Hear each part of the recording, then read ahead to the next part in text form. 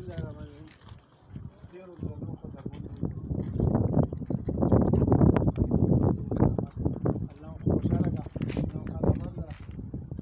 زه یم چې د دې ټولې ستاینې وړ چې دی نو ایاز صاحب دی تاسو یقین وکړئ چې د دې خپلې علاقې لپاره تاسو ډېر ځکه نه خبرېږي چې داسې ګروپونه داسې خلک دی چې په هغې تاسو نه یې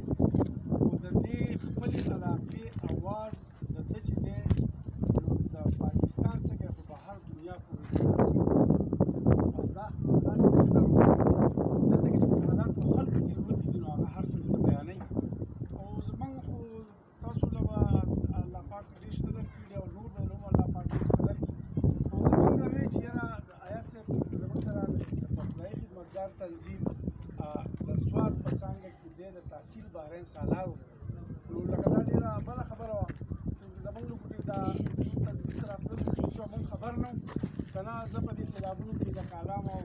بحرین او د توانکیال او پلوګا او تروړ او دا ځایونه تقریبا ما ټول کتلي وي خو هغه یو بل سره هغه رابطې څه ذریعه نه وه بلکې تاسو طرف ته د راتلو په وخت کې هېڅ قسمه صورت نه جوړېدو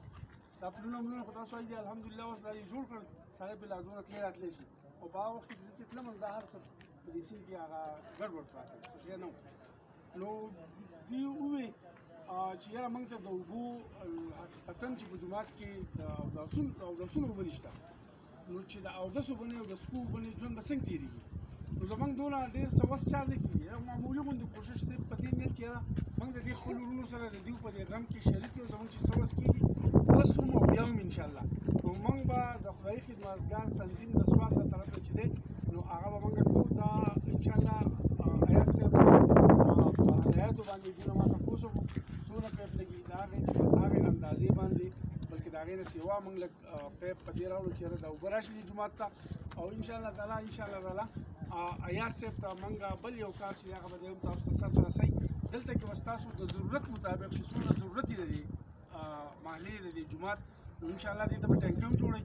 او په هغې به هم انشاءالله زر کار شروع شي خو ټینکۍ خو داسې شی نه و چې یاره موږ یې راولو کېدو که نه موږ وایو چې دې پیپونو نه به موږ ابتدا وکړو دوی سره به موږ خپله پېژندګلو وکړو د دوی خوا له به لاړ شو یو قسم دا د غمرازۍ یو اظهار دی چې د الله طرفه یو ازمیښت په شکل کې یو سیلاب راغلی او هغه دونه نقصانونه د خلکو په کروڑونو یو روپۍ تاوانونه جایدادونه د هغو کورونه خلک پکې خراب شو نو بهرحال په هغې کې لکه سړی چې څنګه لاسنیوي لځي یو قسم د هغه دا هغه په هغې طرز باندې موږ ستاسو په خدمت کې ډېر معمولي څیز دی خو موږ وایو چې یاره موږ د ازادۍ د خپلو وروڼو سره د دوی په دې غم کې شریک کړو فلحال زموږ دغه په وس کې انشاءالله سره ټینکۍ دا به که خیر تاسو ته جوړ شي او په دې موقع به زه د خپل ډویژنل سالار عبدالسلام خان چې دی که د هغه نوم وانلم نو دا به خیانت وي چې تاسو ته هم خبر شئ او زموږ سالار صاحب ته هم خبر شي او هغه ته هم خبر شي چې په دې ټولو هلو ځلو کې ځکه تاسو ته پته ده بغیر پیسې نه نن سبا خو د هغه خبره قدم هم سړی نشي اخیستی او زموږ خپل وسایل لا دونه نه دي چې یاره که موږ په خپلو خپلو ولاړ یو زموږ سره څه فنډ دي